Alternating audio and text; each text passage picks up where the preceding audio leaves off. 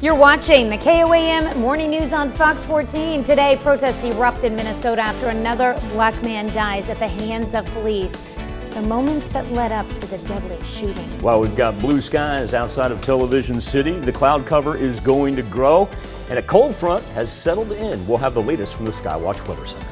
And we'll hear about the most important step you need to take before beginning a landscaping project. The KOAM Morning News on Fox 14 starts now.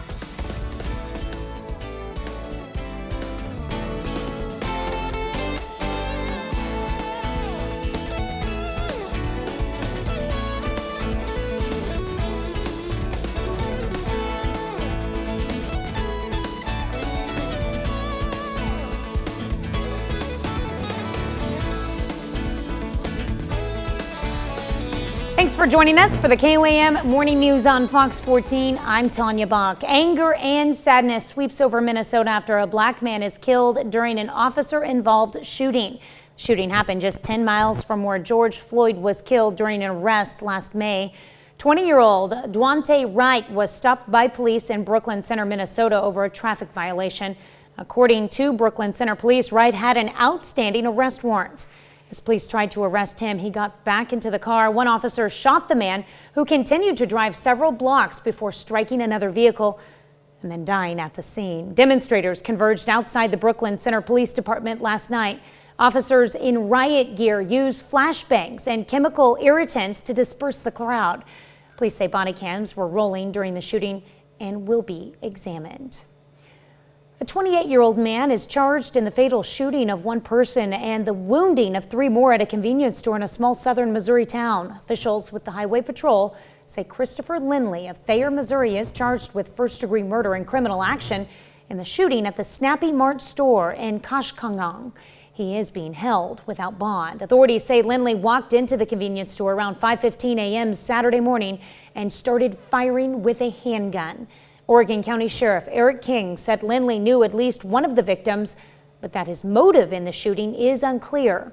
The 3 injured people are being treated at hospitals in Springfield, Missouri. They remain in critical condition on Sunday.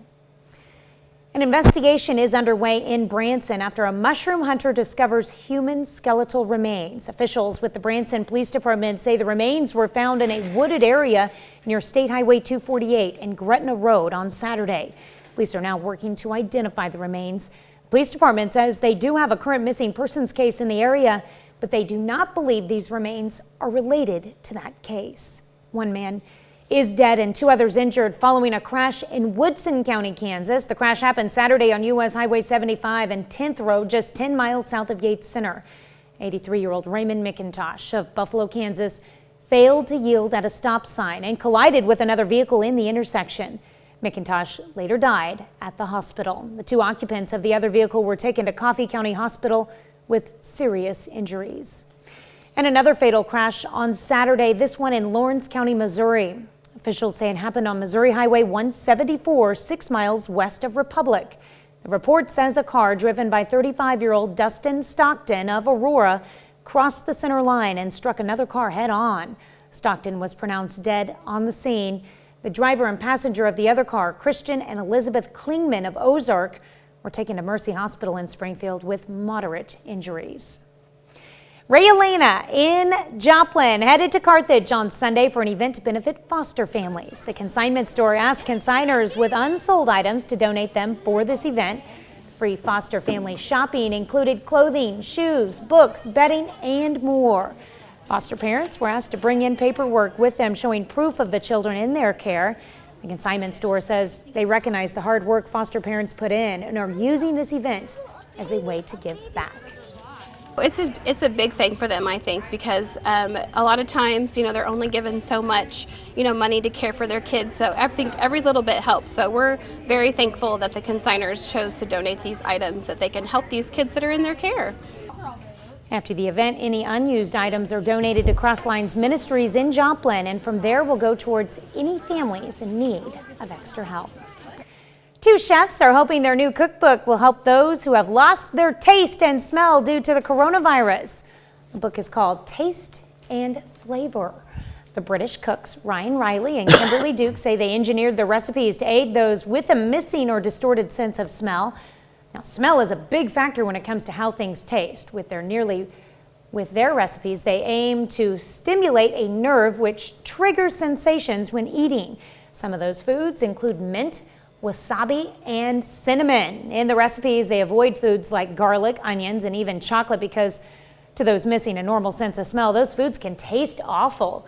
You can get a free digital copy from Life Kitchen. Wow, they put it out and they're doing it for free? That is cool. Yeah. Boy, that's tremendous. And I didn't know that like specific flavors like that would be so different compared. Man. Thank you for formulating that sentence because I was trying to say that same thing and I didn't know how to politely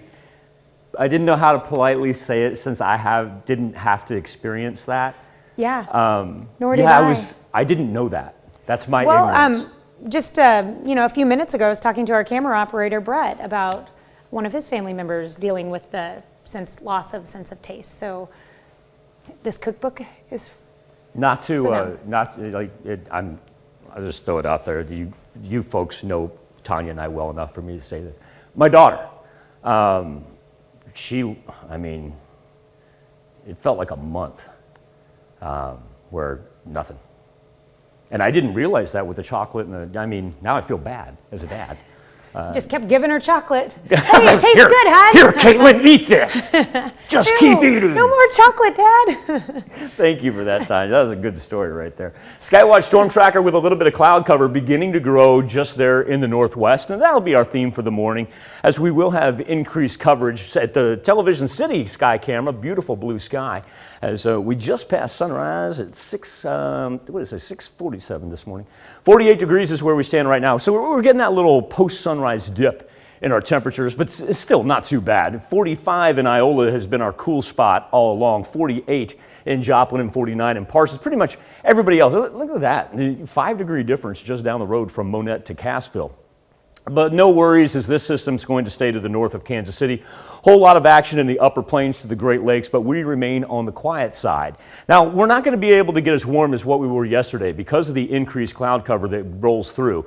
Any precipitation we do see going to be very, very late tonight into Tuesday morning, formulating in central Oklahoma, really running along and south of I-44. Now, while our temperatures are cool this week, we do kind of look out until Friday. That's when we have our next bout of widespread rain. Tanya? All right, up next, rummaging for good deals. The Citywide garage sale in Neosho is back. I'm Bronte Sorotsky with what this means for the community. Latest on efforts to distribute vaccines amid a spike in COVID cases nationwide. You're watching the KOAM Morning News on Fox 14. As new cases of COVID-19 surge in Michigan, state leaders are begging for a surge of vaccines. As Britt Conway reports, the White House is staying the course and sticking with its vaccine distribution plan. In Michigan, state leaders and health experts are all making the same plea as they watch more and more people test positive for COVID-19. Think about surging vaccines into the state of Michigan. I think getting vaccine shots in arms is our ultimate defense. Make the case for surging vaccines. We are asking for more help, for more vaccines. Some national health experts are rallying behind them. We've got to be able to do this when there are surges. We need to get in the habit of trying to surge resources into those hotspots.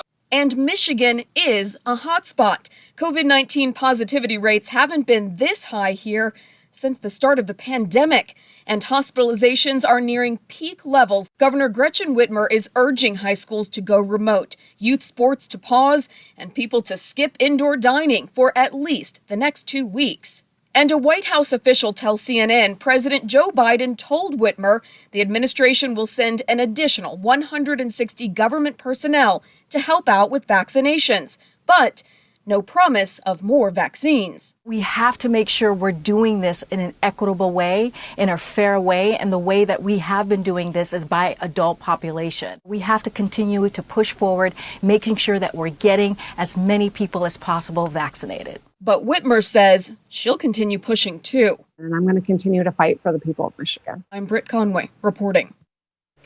An online gambling site is looking to hire a baseball fan who really likes hot dogs. The casino review site, Bonus Finder, says it needs someone to be its MLB professional food tester.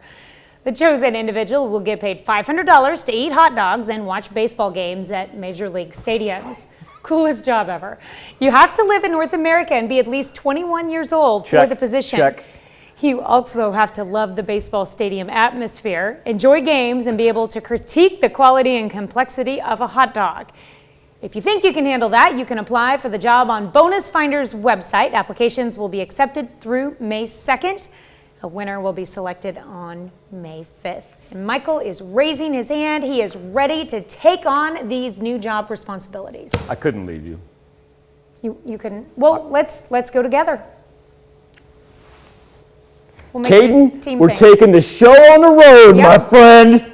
We can do our morning show from different baseball stadiums around the country, and we'll be eating hot dogs for at least one meal a day. Tanya, think about it. We could open up a show and say, live from Chavez Ravine, where we're putting the good in your morning from Dodger Stadium. Ooh.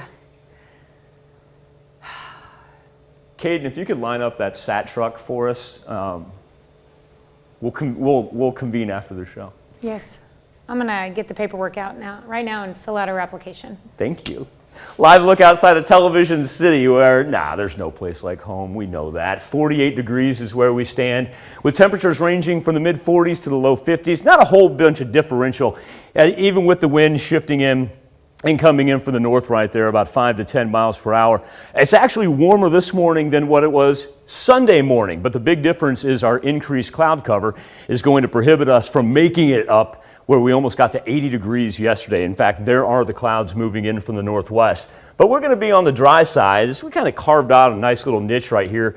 That storm system up above north of Kansas City, it'll ride the jet stream off to the east of us, and no watches or warnings for us to be concerned with. For our planner today, up around 60 degrees with increased cloud cover. Any rain that we do see won't be until late tonight, early tomorrow morning, along and south of I-44. The farther north you go, the drier it remains. Cool temps middle of the week, widespread rain on Friday. More KOAM morning news on Fox 14 right after this. Stop, call or click before you dig safely, it's a rock.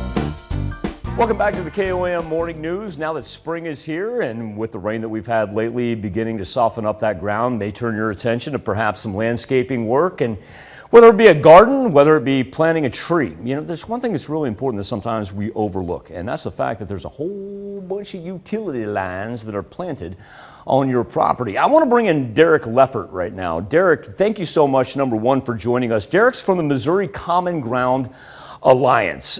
People may not know what the MCGA is, but we all know, call 1-800-DIG-RIGHT. We all know that line right there. And Derek is the head of the effort behind that. Derek, I want to start with, when I go out, whether it be planting a tree, whether it be serious excavation work, when do I know that I need to call and find out what's below me? Yeah, so Missouri law requires that everybody that's doing any kind of excavation work contact Missouri One Call in advance of that effort. So it doesn't matter, we have a lot of people that say, well, I'm just digging a couple inches, or I'm only digging in the backyard or something like that, or I'm only using a shovel.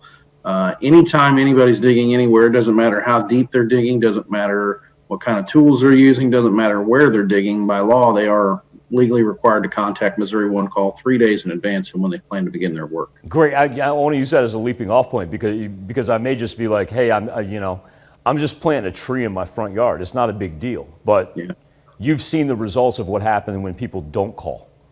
Yeah, we have.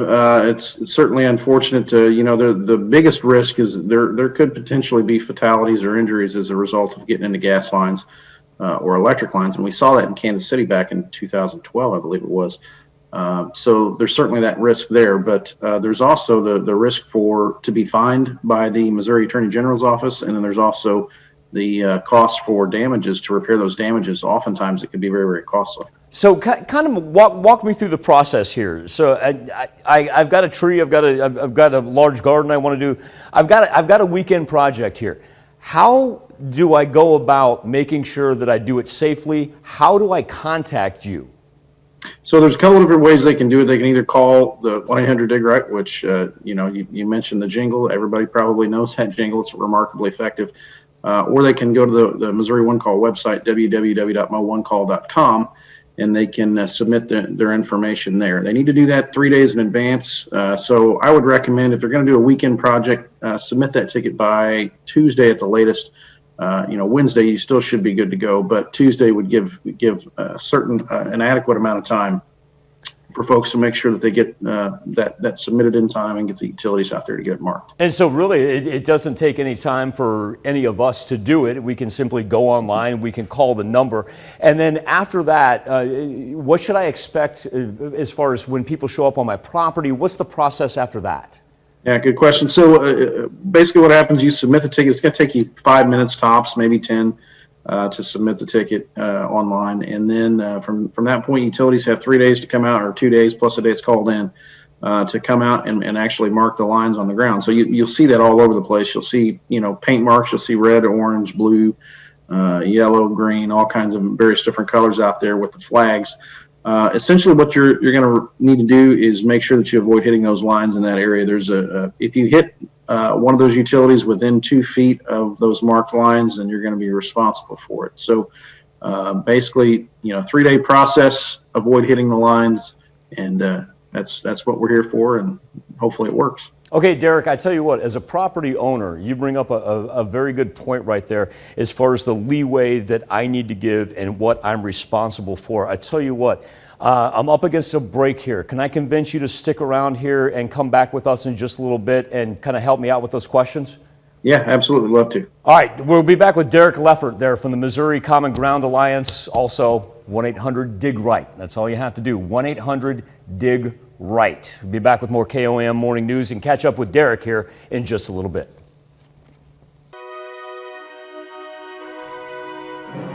It's time to honor today's four-state hero, Engine Man Thurlan Van Tassel, a member of the United States Coast Guard during World War II. He served in the Atlantic and Pacific theaters. His hometown, Pittsburgh, Kansas. We are proud to salute Thurlan Van Tassel, our four-state hero. People from all over the four-state area traveled to Neosho to take part in the Citywide garage sale. KOAM's Bronte Sorotsky spoke with locals and vendors about how they feel to be back after the event was canceled last year. People from all over were spotted in Neosho these past 2 days at what is said to be Missouri's largest garage sale. The event is so big that school was canceled Friday. Schools are actually closed on Friday for every year for the garage sale because the buses can't get through because of all of the traffic. All around Neosho were 400 garage sales, selling almost anything you can imagine. We have everything closed. We have newborn to about 3X men and women. We have glassware, homeware, decor, books, lamps, furniture. Yeah, we got a little bit of everything. For Michelle Wilson, a vendor, one thing she loves about this event is the people she gets to meet. I love meeting people, talking to people, seeing where they're from, learning, what they do, what draws them in, what did they like. So, I'm a people person. It's something that keeps bringing her out every year. But the biggest part of this event for vendors is the thrill of bargaining. Bargains. It's all about bargains and what you might be able to find, because everybody's got a different setup. Everybody's got something different. You never know what you're going to find, and if you can get that bargain. It's that bargain hunting. The Citywide garage sale was canceled last year due to the pandemic. And now that it's back, vendors are ready to share their goods with the Neosho area. We really missed it last year. We do very, very well at the Neosho.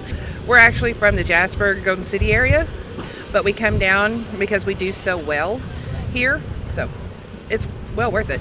Wilson encourages everyone to come out to this event with an open mind. Just come on out. If you see a yard sale, stop. You never know what treasure you might find.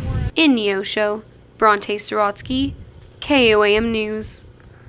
The Citywide event included over 400 area sales, helping promote small businesses and highlighting the tight-knit Neosho community.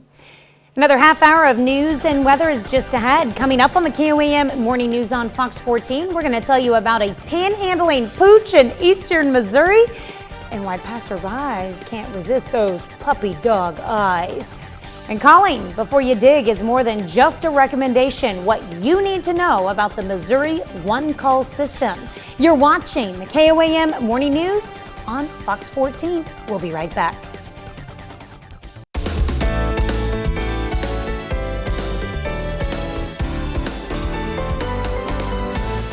Welcome back to the KOAM Morning News on Fox 14. It's currently 7:30. Let's take a look at today's top stories. 28-year-old man has been charged in the fatal shooting of one person and the wounding of 3 more at a convenience store in a small southern Missouri town. Officials with the Highway Patrol say Christopher Lindley of Thayer, Missouri, was charged with first-degree murder and criminal action in the shooting at the Snappy Mart store in Koshkonong. He is being held without bond. Authorities say Lindley walked into the convenience store around 5:15 a.m. Saturday and started firing with a handgun. Oregon County Sheriff Eric King said Lindley knew at least one of the victims, but that his motive in the shooting is unclear. The 3 injured people are being treated at hospitals in Springfield, Missouri. They remain in critical condition on Sunday. An argument in a fast food restaurant Saturday in Missouri resulted in an employee shooting a customer, and that's according to police. Bridgeton, Missouri police say a 17-year-old employee at a Popeyes restaurant shot a customer in the lobby. Investigators say there was an altercation between the customer and a female employee that led up to the shooting. The victim was rushed to the hospital in critical condition. The employee was taken into custody. Bridgeton police have not released any further details at this time. An investigation is underway in Branson after a mushroom hunter discovers human skeletal remains. Officials with the Branson Police Department say the remains were found in a wooded area near State Highway 248 and Gretna Road on Saturday. Police are now working to identify the remains. The police department says they do have a current missing persons case in the area, but they don't believe these remains are related to that case. 1 man is dead and 2 others injured following a crash in Woodson County, Kansas. The crash happened Saturday on U.S. Highway 75 and 10th Road, just 10 miles south of Gates Center. 83-year-old Raymond McIntosh of Buffalo, Kansas, failed to yield a stop sign and collided with another vehicle in the intersection. McIntosh later died at the hospital. The 2 occupants of the other vehicle were taken to Coffee County Hospital with serious injuries. And another fatal crash Saturday, this one in Lawrence County, Missouri. Officials say it happened on Missouri Highway 174, 6 miles west of Republic. The report says a car driven by 35-year-old Dustin Stockton of Aurora crossed the center line and struck another car head-on. Stockton was pronounced dead on the scene. The driver and passenger of the other car, Christian and Elizabeth Klingman of Ozark, were taken to Mercy Hospital in Springfield with moderate injuries. Well, a rare tropical cyclone hit Western Australia on Sunday. Drone video shows the devastating aftermath of debris and destroyed homes. Cyclone Saraja made landfall on Sunday evening local time with winds of 80 miles per hour. It was equivalent to a Category 1 hurricane. The storm is expected to travel through Australia's southwest over the next day, bringing with it strong winds and rainfall that could cause power outages. Tanya, a testament to the technology that we have here at KOM and Fox 14 is that we can not only keep the 4 states safe with the Skywatch Storm Tracker, but we can also, too, make that trip and show you, well, it did hit areas of Perth that then making its way toward Melbourne here. And so, yeah, very populated areas with that tropical cyclone as it rolled through. As far as what we have in the 4 states, we're fortunate enough to have blue sky on this Monday morning. Temperature right now at 48 degrees outside of Television City. Let's roll 48 in Joplin, 50 in Oswego, and 46 in Nevada. We've actually had that little post-sunrise drop in our temperatures, but just a couple of degrees. And clouds beginning to increase to the northwest, and they'll continue to increase for the rest of the morning hours into the afternoon. This system's going to ride the jet stream, take off toward the Mississippi. Most of the action upper Midwest toward the Great Lakes. Really nothing down below us as of yet, but that's where we will focus our attention for the afternoon and evening hours. And we are void of any watches or warnings, so that is great news for us.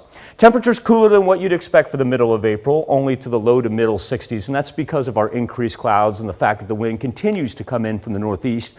Overnight, let's talk about some rain activity in the southern portion of the 4 states. It's going to be right along and south of I-44 is where you may even hear a rumble of thunder and see a lightning strike, not looking at anything severe.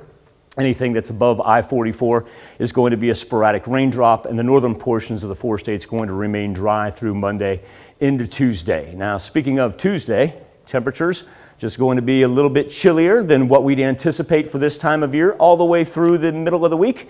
We'll finally get some widespread rain on Friday, so let's get that outdoor activity done in the next 4 days. Be back with more KOAM Morning News on Fox 14 right after this.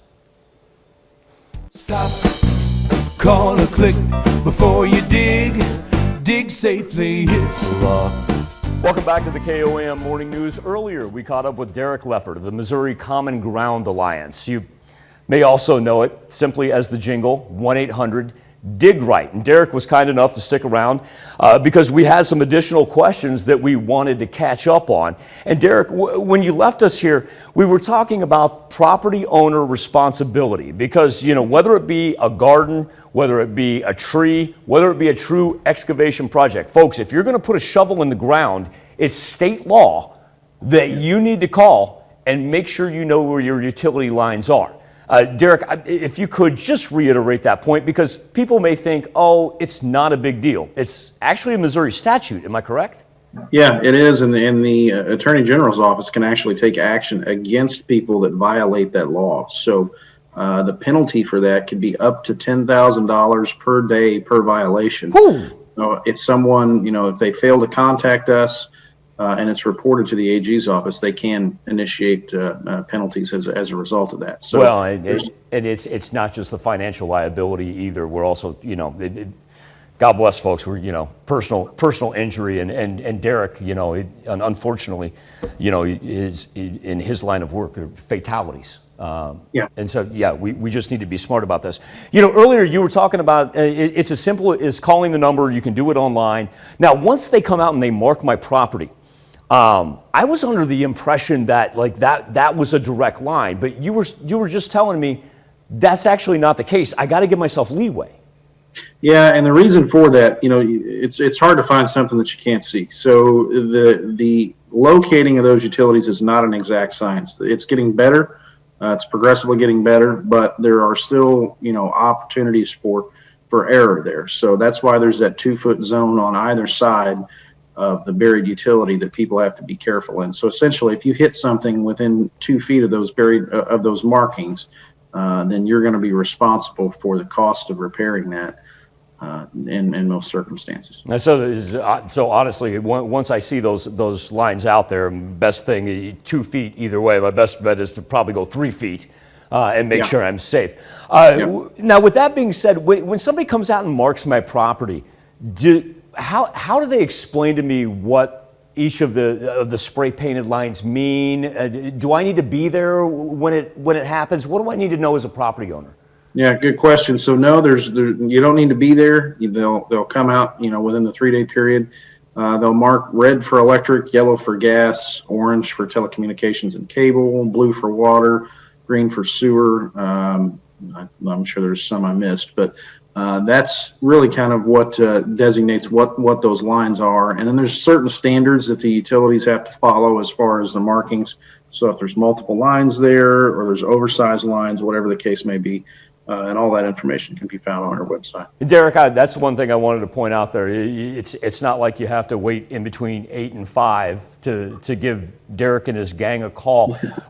You know, we all know the 1-800-DIG-RIGHT jingle. It's just such an effective campaign. But also, too, how do we contact you online?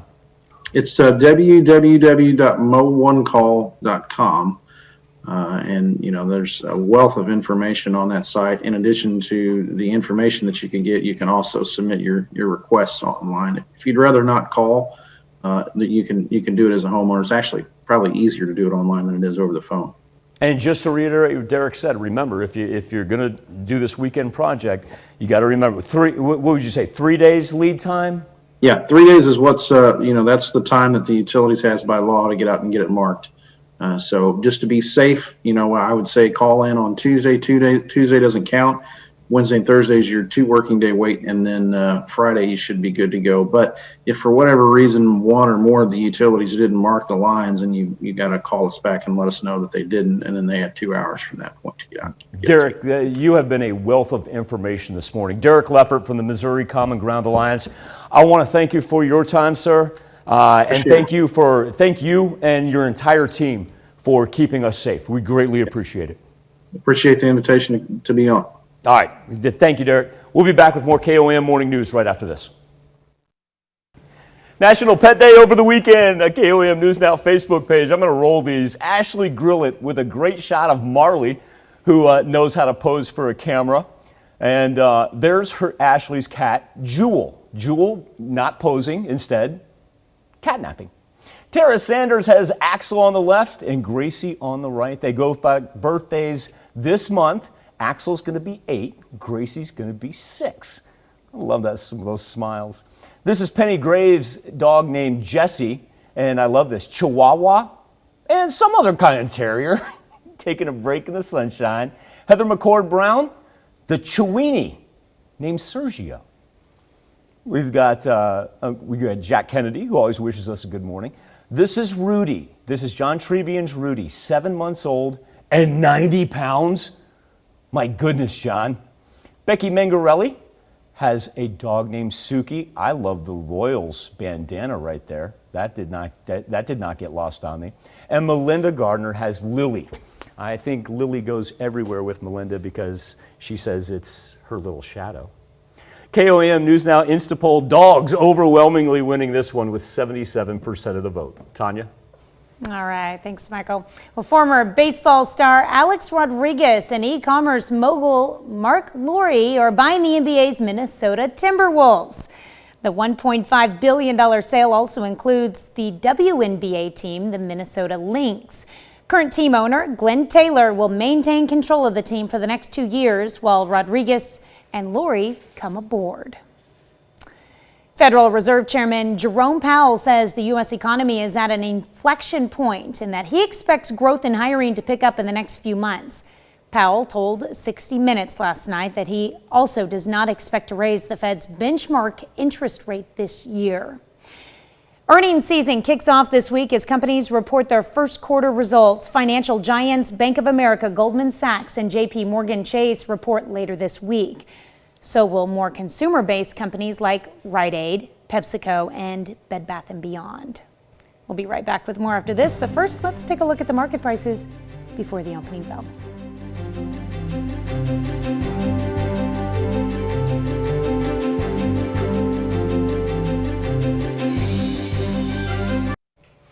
A best-kept secret. That's what one Missouri town calls its community celebrity. It's not an attraction, business, or person. Instead, he's furry, he's a panhandler, and he's got 4 legs. Helena Chappie has his story. Along Highway 21 in Ironton, at this 3-way intersection. He's the biggest attraction here in Ironton. The talk of the town may come as a surprise. I'm just blown. I never would have thought anything like this. This is Ike, the Town Beggar. It's wild. It's wild. To people who know him, he's more than just a dog. I've heard him called the hitchhiker, cheeseburger, 3-way dog, a little bit of everything. So what's his story? Back at this intersection where he sits, lays, and begs day after day. It's a family tradition, I guess. A tradition that owner Sherry Miller says started years ago. Ike's dad, John, was the first one that hung out here in the road. That legacy continues, and the reason makes sense. Treats. Yeah. Treats. And he gets them. Some say he eats better than most, and it's worth risking his own fur. Chicken breast from Town Country. He'll get biscuits and gravy. Cheeseburgers from McDonald's. He don't care for hot dogs because I've seen hot dogs lay out there for days. So don't give him hot dogs.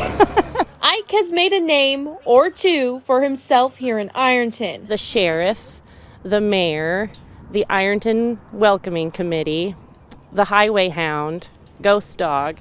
People all over the country now know about him. So Ike is known now in Texas, in Georgia, New York, Colorado, and then, of course, all throughout Missouri. Thanks to Julia Dill and this Facebook page. It just started out as a hashtag, and then he got his own page. Ike is getting likes, attention, and more love than ever. We decided to start a group to kind of collect those funny stories that people were telling about seeing him in the road and howling when an ambulance would pass by.